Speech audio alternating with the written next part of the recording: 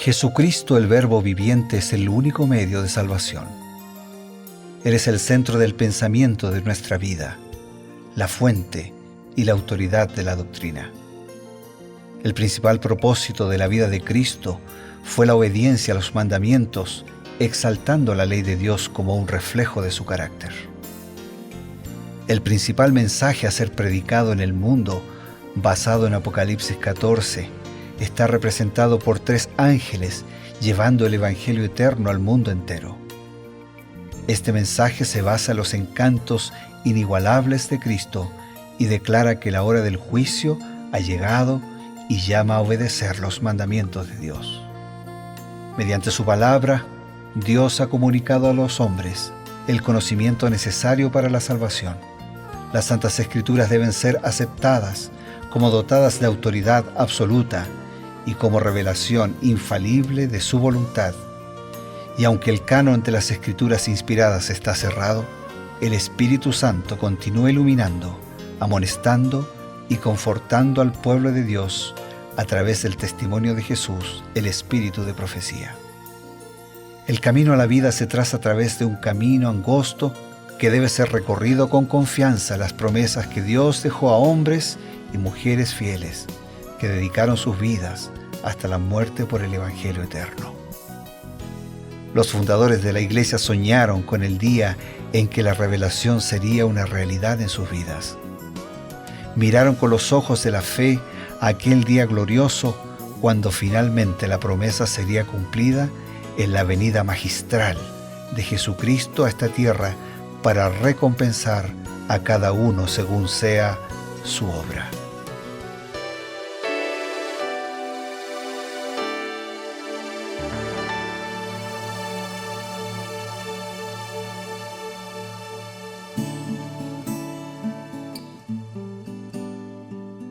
Queridos amigos, otra vez nos reencontramos. Por supuesto, es tan grato este encuentro entre amigos para comprender, para analizar, para profundizar en las Sagradas Escrituras.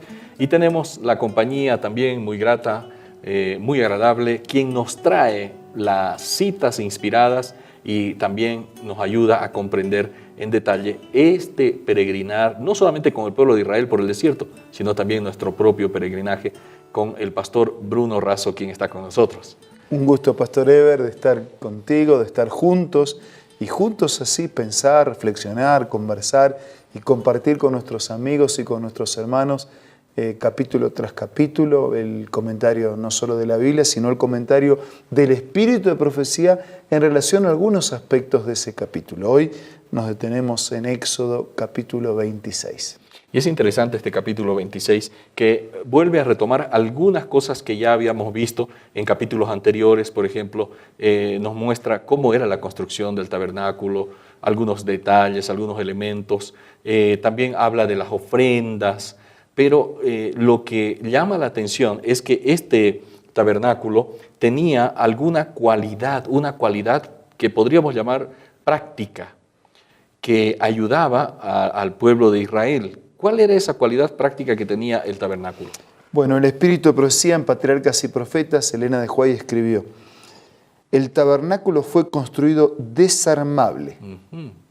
Una cualidad práctica, desarmable. ¿Por qué? De modo que los israelitas pudieran llevarlo en su peregrinaje.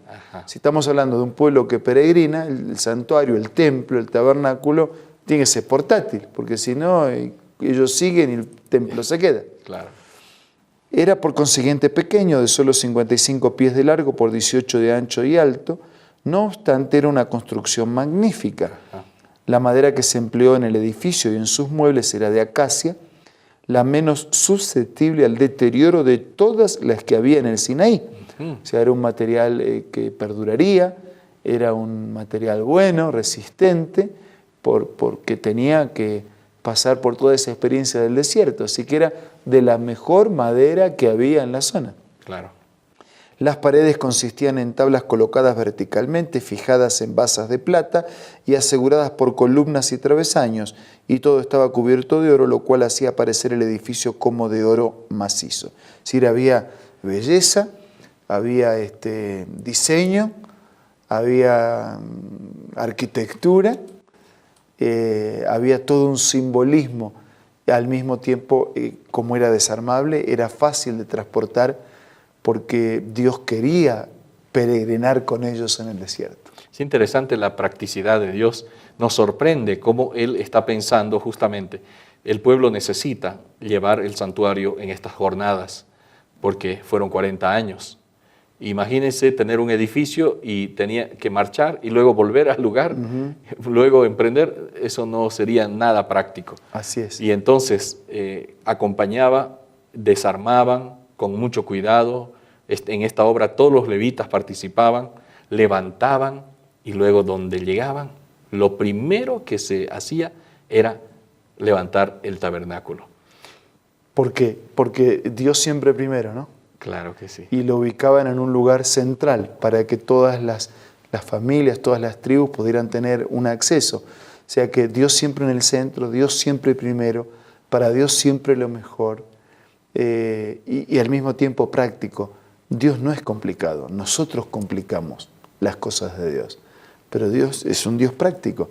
Y construyan un tabernáculo para que estemos juntos, para que me adoren, para que los bendiga, pero seamos prácticos, que sea de fácil transporte, que pueda acompañarlos en la caminata, porque yo quiero acompañarlos también.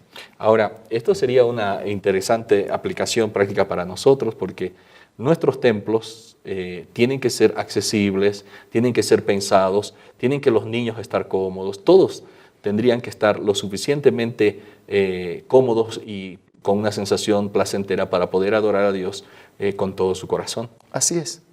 O sea, la comodidad, bien entendida, no compite con el servicio de adoración bien entendido. Claro que sí. O sea, a veces pensamos que cuanto más nos sacrificamos, más sufrimos, cuanto más rasgamos nuestro vestido, cuanto más lastimamos nuestro cuerpo, como que más los convencemos a Dios de que Dios nos escuche, nos atiende y resuelva nuestro problema.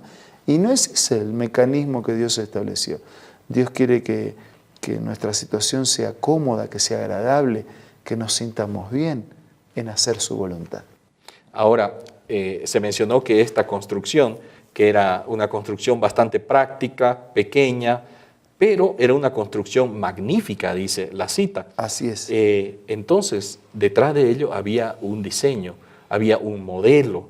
¿Cuál fue el modelo que Dios le mostró a Moisés para la construcción del tabernáculo israelita? En el conflicto de los siglos, este maravilloso libro de Elena de White, que es del Señor, dice que el santuario celestial en el cual Jesús ministra es el gran modelo del cual el santuario edificado por Moisés no era más que un trasunto. O sea, lo dice la misma Biblia también. El santuario de la tierra fue construido siguiendo el modelo del santuario en el cielo. ¿Por qué? Porque había todo un propósito de simbolismo y de realidades a través de ese templo. Dios puso su espíritu sobre los que construyeron el santuario terrenal. La pericia artística desplegada en su construcción fue una manifestación de la sabiduría divina. Las paredes tenían aspecto de oro macizo y reflejaban en todas direcciones la luz de las 7 lámparas del candelero de oro. La mesa de los panes de la proposición, el altar del incienso, relucían como oro bruñido. La magnífica cubierta que formaba el techo, recamada con figuras de ángeles en azul, púrpura y escarlata, realzaba la belleza de la escena. Y más allá del segundo velo estaba la Santa Shekinah, la manifestación visible de la gloria de Dios, ante la cual solo el sumo sacerdote podía entrar y sobrevivir. O sea que todos los muebles, todas las partes del santuario ejemplificaban a Cristo. Y su ministerio. Cuando hablamos de la mesa, del pan, de las lámparas, Cristo es el pan que sacia nuestra hambre, Él es la luz que termina con las tinieblas del pecado en nuestra vida. Todo simbolizaba el incienso que nos permite involucrarnos con Él a través de la oración, del ruego, del arrepentimiento, de la aceptación de su plan. Como tú mencionaste, o sea, representaba a Cristo y su ministerio, su obra, su accionar. ¿Cuál es? Salvar, redimir, rescatar, perdonar y conducirnos a una vida diferente. Así que Dios es un Dios de orden, dice San Pablo. Dios no se conforma con menos que la excelencia y lo mejor. porque Él también nos ofrece la excelencia y lo mejor. Qué bueno, pastor. Realmente esto que nos está enseñando aquí a través de la construcción del santuario es tan importante para nuestras vidas, y seguramente en la apelación final que vamos a tener después de un breve paréntesis, vamos a poder entender que Dios es un Dios práctico, es un Dios santo y es un Dios que a través de todos los medios quiere mostrarnos que quiere una vida mejor para nosotros. Así es. ¿No? Pero mientras tanto, amigos, nosotros retornamos en un momento después de estos consejos.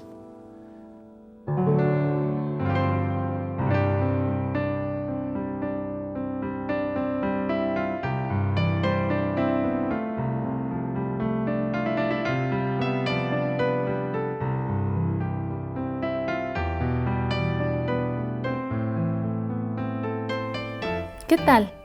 Acompáñame a seguir leyendo otra cita inspiradora de los escritos de Elena G. de White.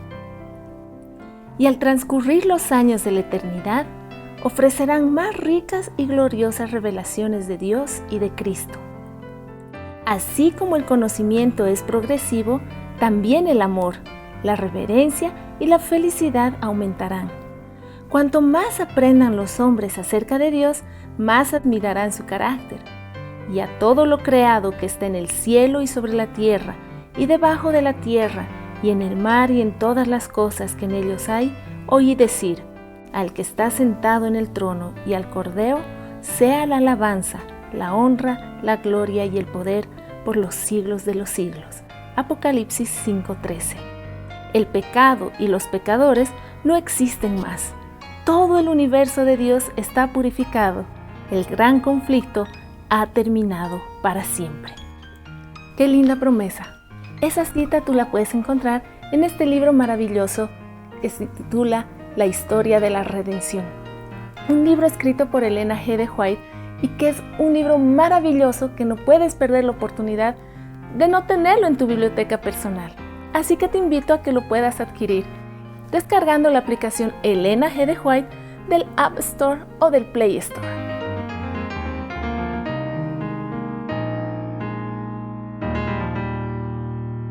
Volvemos, amigos, pero con un propósito. Necesitamos recibir la inspiración y también la bendición del Creador a través de una plegaria. Gracias, Pastor Eber. Yo cierro diciendo que el Dios de lo mejor, que nos ofrece lo mejor, espera que nosotros le demos lo mejor también. Y eso mejor no necesariamente pasa por la cantidad. Por ejemplo, hay un relato en el Evangelio que él elogia las dos blancas, la moneda más insignificante que una pobre viuda le dio, porque lo dio no era la cantidad de lo que daba, sino la calidad de su entrega y de su confianza en Dios. Y cuando a Caín y a Abel se les pidió que ofrecieran ofrenda, tal vez cuantitativamente hablando la ofrenda de Caín fue mayor que la de Abel, pero la de Abel tuvo una virtud, fue la ofrenda que Dios había pedido. Entonces, ante un Dios de lo mejor, que me ofrece lo mejor, podamos nosotros también darle lo mejor. ¿Y qué es lo mejor? Lo mejor es hacer y vivir conforme a su voluntad. Ahora vamos a orar. Señor, gracias porque a través de estas cosas prácticas del santuario y de estos detalles, nos recuerda que eres un Dios de orden, de perfección, de santidad, que provees y procuras lo mejor para cada uno de tus hijos. Nosotros también te ofrecemos nuestra vida, limitada como es, pero te la ofrecemos de corazón, para andar en tus caminos y para hacer tu voluntad. Bendícenos a todos, te lo pido y te lo agradezco en el nombre de Jesús. Amén. Amén. Gracias, amigos, por acompañarnos, y por supuesto tenemos el compromiso de reencontrarnos una vez más el día de mañana a través de Reavivados por su palabra, juntamente con Creed en sus profetas.